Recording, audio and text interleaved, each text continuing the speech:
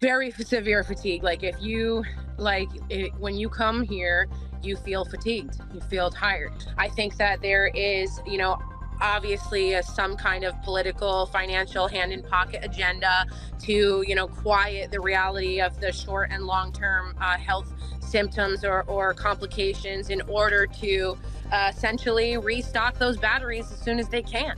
So if you look here on the outside, you'll see there's like this Yeah. blackish tone. I don't want to touch Yep. it.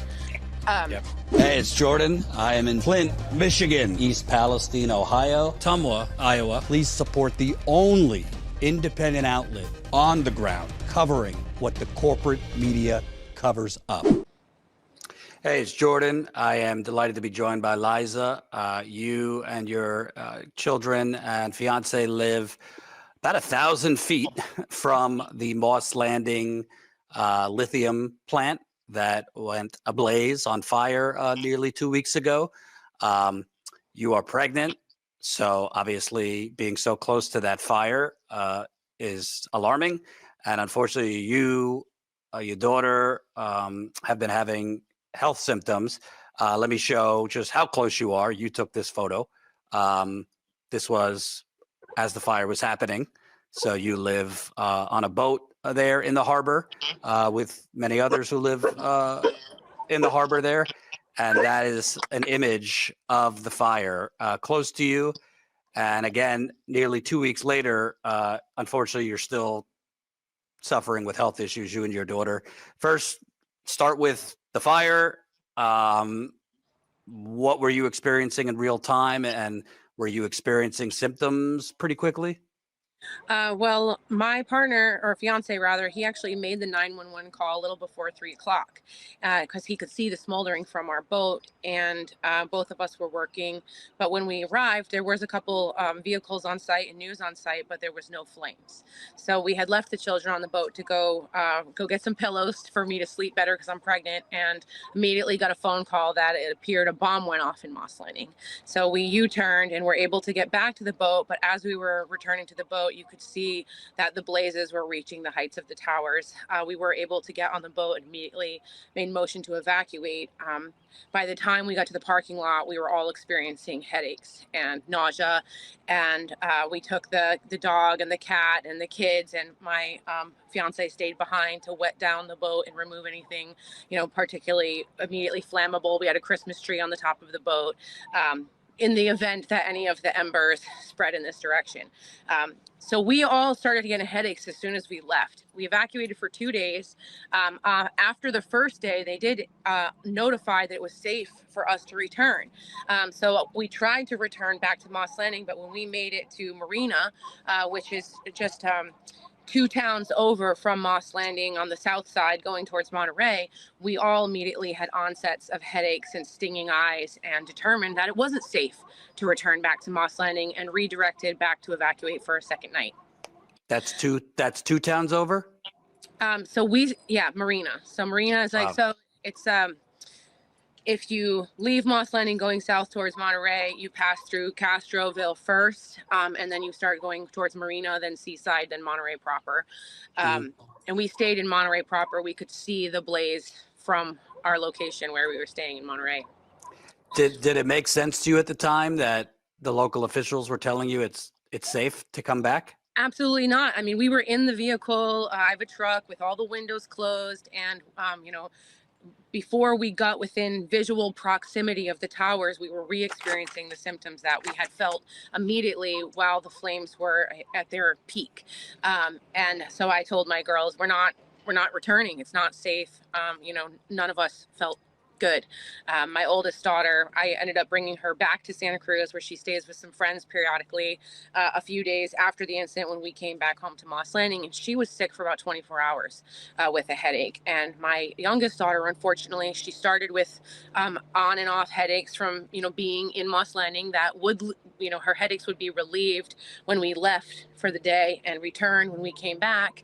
And then that turned into a sore throat, and now she's having coughing and respiratory distress. Both of us are getting blood work done this week. And unfortunately, that's what they're telling us is, we can do a blood panel and, kind of gauge what's going on with the heavy metals, but they don't really have a treatment plan for that. Even my OBGYN, she said she has another patient within a 3-mile radius of this fallout incident. And although they're approaching it cautiously, they really have no idea how to treat or what to look for. The other major experience that we're having is lethargy. Like, being here in Moss Landing, still being here today, is exhausting. It's like you are so exhausted. It's overcoming. And I have, some of the people that I go to church with also expressed the same feeling, just feeling like they could go into a coma for 2 days. Like very, very severe fatigue? Very severe fatigue. Like, if you, when you come here, you feel fatigued, you feel tired. And I have, we slept for about 2 days after we returned from the evacuation. I had originally coughed it up to just the exhaustion of the entire event until I heard that same echoing of symptoms from my friends who also live within very close proximity to Moss Landing off Dolan Road, saying that, her kids were nauseous and one of them was throwing up and she was exhausted and slept for about 2 days. Wow. And you are pregnant, so obviously, you're already feeling things, hormones, Absolutely. nausea. But, being in your second trimester, you start to get some of that energy back. Your first trimester, you're really exhausted. And in your second trimester, you kind of have an extra spurt of energy, which, even today, I'm looking forward to getting out of Moss Landing because I'm going to pick up a crib and some other things. Like, I'm a very active person. When I'm not pregnant, I'm a commercial fisherman in this very bay, and I'm a surfer in this bay, and I lead horse trails on the beach in this bay. I'm a very active outdoors person, and have been through my other pregnancies as well. So, I did get an EKG this week. It did show some mild abnormalities, but they don't really know what that means. I haven't got the interpretation of that EKG, but it was something that my OBG recommended for myself and her other pregnant patient within the vicinity of the fallout. It's got to be extremely alarming being pregnant and this is happening and they're telling you it's safe to come back. Were they giving any tips for pregnant women or immunocompromised or anything like that? So the Monterey County Health Advisory that was issuing automated responses for our area did advise that this area may be questionably healthy for a variety of people who have respiratory sensitivities, asthma, and or pregnant people. Hence the precaution of staying away an additional day and wearing the masks, when entering to and from the boat to the parking lot. We were not able to stay at our evacuation location indefinitely. And unfortunately, the potential symptoms the symptoms being reported and the potential radius of outfall is expanded quite a bit in this area. So I'm not really sure what is our best option for our other places to go. So we are limited to coming back here. The first thing we did before we relocated to the boat was pick up a huge HEPA filter at Costco and make sure that the boat is closed at all times. But that doesn't protect us indefinitely because we do have solar fans, which allow ventilation within the boat. So there's certainly a direct onset of symptoms when the wind is blowing strongest. We did take some samples before we cleaned our boat, but we did, my fiance rinsed off the boat before we all came back aboard.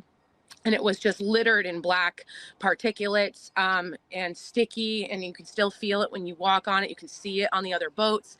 And so knowingly cleaning our boat doesn't protect us from, the many other boats that don't have liveaboards or regular operators. And when that wind blows, it's just blowing this dust all over the place. I do feel that things have, at least symptomatically, gotten a little more tolerable since we had some rain a few days ago, which it was enough rain that any loose particulate is going to be unfortunately run off into our sanctuary and into our Elkhorn Slough. Let me show, you sent me this, but this is some of that black, looks like ash that was on the boat, correct? Yep. Was everywhere. And who knows what it is? It could be fire ash. It could be other things from that. We know that there's concerns about heavy metals, etc.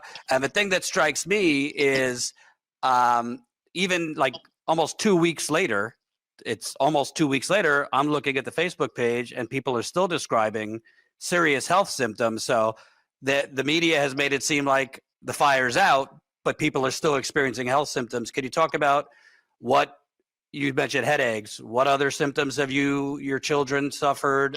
People you know that they're still actively experiencing? So the stinging eyes is very prevalent, like little pieces of particulate are in your eyes, and it stings. The other sensation is tasting metal, and the tasting of metal is so prevalent. I didn't put this correlation together until later when I thought, like chewing tin foil, like by accident, or I remember being a little kid and my brother telling me like, stick a battery on your tongue. She has been having a sore throat. Is her sore throat has been constant? It's been persistent. She started with the headaches, it developed and sore throat and the metal taste, and it has now escalated to like respiratory distress. She's coughing, and again, she's also getting blood work this week. We took her to the doctors last Friday. I mean, it's just been back to back doctor's appointments for us both.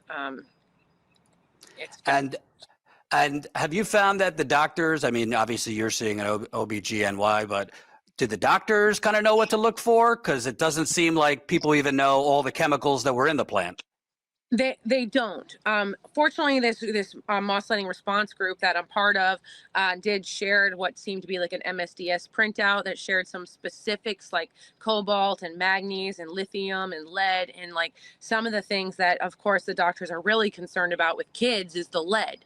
And so, I've at least been able to recommend adding some of these things to the panel, some of the things they can test for, other things that they haven't tested for before and have never necessitated testing for before.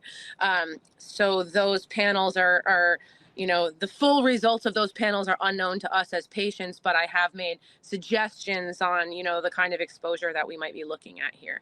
So we'll see the results of those later. And can you talk about, have you spoken with people much further away that are having symptoms?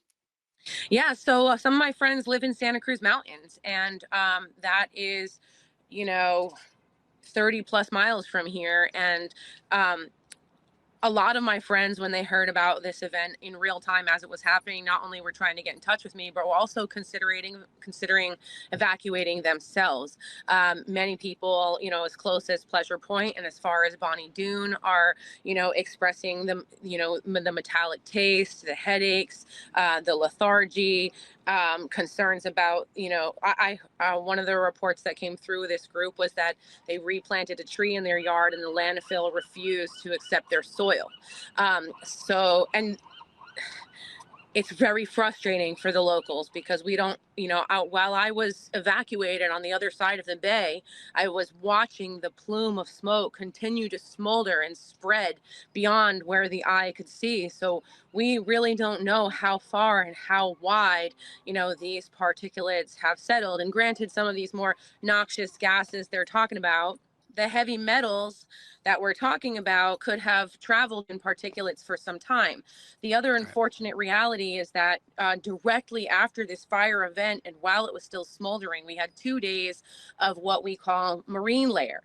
And marine layer is when, the change in the temperature results in condensation of salt air and also moisture, resulting in more chemical reactions, and more chemical reactions being blanketed in this entire area, and then resettling back onto wherever the particulates were suspended.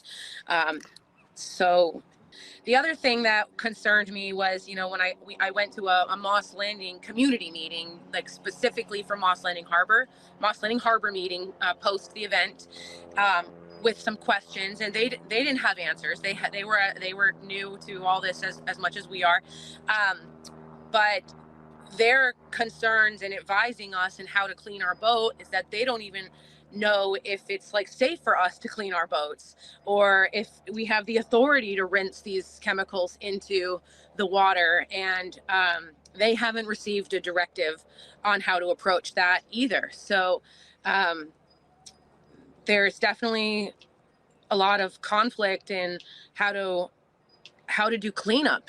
Some of the things I'm hearing is, months to a year of cleanup, and, they're not even sure how far or what measure, that they're looking for. And Hmm. I think the reality is, sorry. Go ahead. You mentioned you were a commercial fisherman. I am curious because this is known as the salad bowl of America.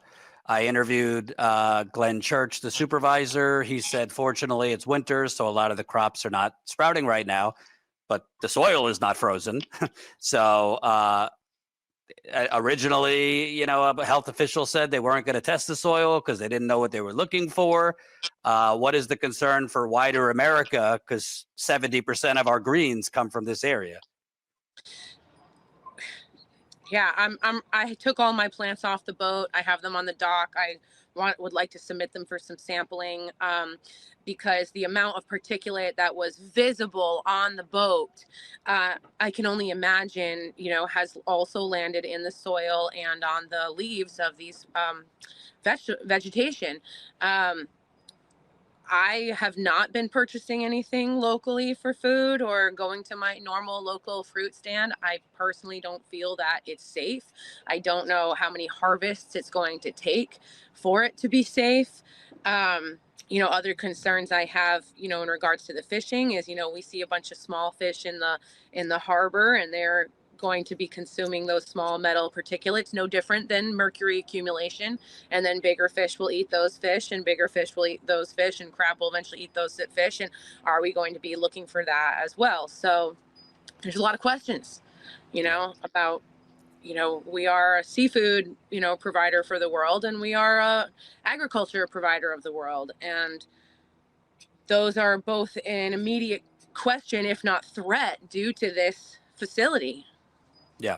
Let me play a clip from my interview with Supervisor Church, where he called for the plant to be shut down, but he also, didn't really have an answer on what you are supposed to do with your health issues. Simply asked, would you call on Governor Newsom to, at the moment, shut this plant down, to order it shut down? It needs to be shut down. Yes. I mean, I haven't asked Newsom because I'd be doing the same thing we're doing with FISTRA at this point, asking. We don't have that power. And I know he's kind of moving in that direction, but only he's looking at these older facilities. I want to see a pause on this whole thing right now. We just need to pause till it's safe and really take a look at things. I'm all for green, but I'm all for safety first. I mean, we have doctors, we have a county hospital. It's potentially the same problem. Our environmental health people are there to go out to the environment. They're not really the people that go and treat individuals. This is part of the reason we need to pause this. I mean, look, there was smoke around here. I live within the supposed fallout zone of this all. There was a lot of smoke.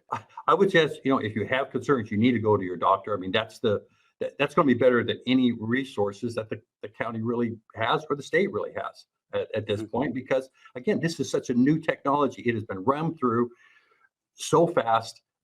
It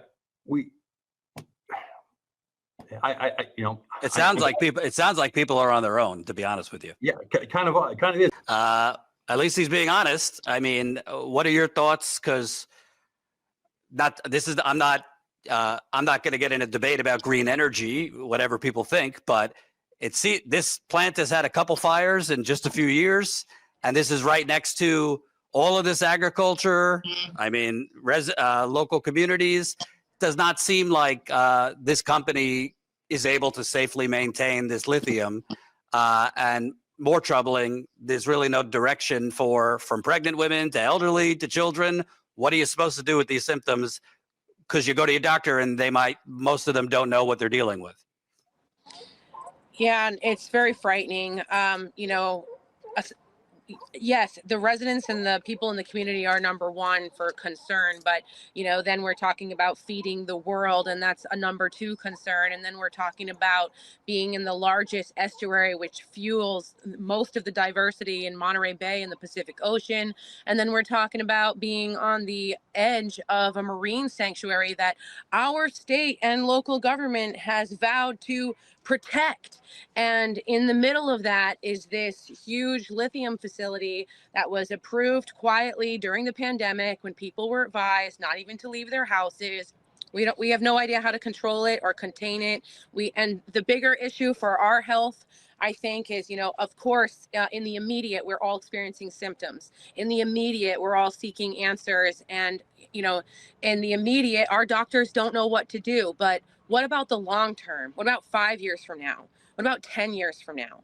What about 15 years from now? How many years of our lives have we sacrificed for this experiment on green energy? We've released more CO2 and unknown chemical particulates in a 48-hour period. Some statistics are showing that Vistra is responsible for the most CO2 carbon emissions. Right. So I just don't feel that this is a green solution or a sustainable solution by any measure. And I think a common thing, whether it's green, whether it's plastics, whether it's fossil fuels, we have refineries, fossil fuel plants, coal mines, plastic factories, lithium battery plants. Whether it's green or fossils, we barely have regulations being enforced in America. I mean, we're seeing over and over, whatever the technology, old or new, fires, leaks, and communities having health problems. And it's the same thing where there really seems to be no emergency response. And the EPA declares, oh, everything's fine. Meanwhile, the residents are left to suffer with health symptoms. Yeah, there's other questions that have come up during this event, which are, the pesticides that are being sprayed on these agriculture fields and their runoff, and the lack of regulation of that because the money that comes in from this big agriculture. And, one thing that we can say for sure is, we are seeing a rise in cancers. We are seeing a rise in autism. We are seeing a rise in health complications with unknown or confounding variable sources, and we're not seeing a match in regulation for the advancements in technology that are putting us all at risk for these health complications, Right. both short and long term. And my last question, I don't know if you've had time, because obviously you've been going to doctors and dealing with that. I mean, the media coverage of this, to me, has been awful. I mean, I'm reading an LA Times story. They don't even mention at all that residents are suffering from a variety of health symptoms. They put it, still many residents are on edge about potential long-term impacts on the nearby communities of Watsonville, Castroville, Salinas, and the ecologically sensitive Elkhorn Slough. But they don't mention the headaches, nosebleeds, respiratory, lung burning, metallic taste. There's no mention of it in the story. Have you noticed local media? I mean, have they done a good job? I saw that we had a representative, I want to say Laird, who issued a statement, and not in one sentence did he say the concerns of our residents' health. I think that there is obviously some kind of political, financial, hand-in-pocket agenda to, quiet the reality of the short and long-term health symptoms or complications in order to essentially restock those batteries as soon as they can. Some things that I have seen reported is that Vistra already filed Chapter 11 under a former company name. And I wouldn't be surprised if it had to do with lawsuits, because how can they sustain something like this if they can't control it? And then they're just going to shut down under one name and open up under another name and shake hands with another green energy business. And I feel they want to undermine the reality of the health symptoms in order to, if they maintain that consistency in their reporting, then it's going to be much easier for them to make legislation to approve continued operation. Well, Vistra, like Norfolk Southern and many others, is using CTEH, the quote independent chemical tester that seems to always find no chemicals of concern after these issues. My last question, I'd be derelict. How are your pups? Because I'm seeing dogs and cats and all this. Have they had any problems? They've just been really lethargic, you know, very lethargic, very tired. You know, we've been keeping them in the boat as much as possible. This is the first day that I'm sitting outside without a mask because we have essentially no wind blowing right now. And I don't really know how to protect them. I'm not able to put a mask on my animals. They Right. still have to go do their business outside. We have the dog kind of in his own like designated area. So when he comes down below, he stays within the cockpit. He doesn't enter the main cabin just to avoid the foot traffic of any debris he may be picking up. I don't know what is the best way to, you know, protect my animals, you know. Yeah. Except to unfortunately, you know, mitigate my own interaction, you know, with them and keeping them indoors to, you know, minimize particulates. So.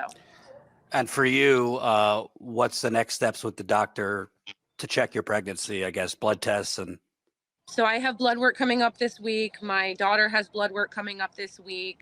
They are going to be, you know, their bigger concern is that it could affect fetal growth, and they'll be monitoring for that. It's just taking it day by day and trying to be as safe and conservative as I can, trying to get out of here during the day, trying to stay down below during the night, trying to have consistent cleanup measures. You know, we threw away like anything that was on the top of the boat. We still have more things to throw away, like this canopy. We want to get this out of here.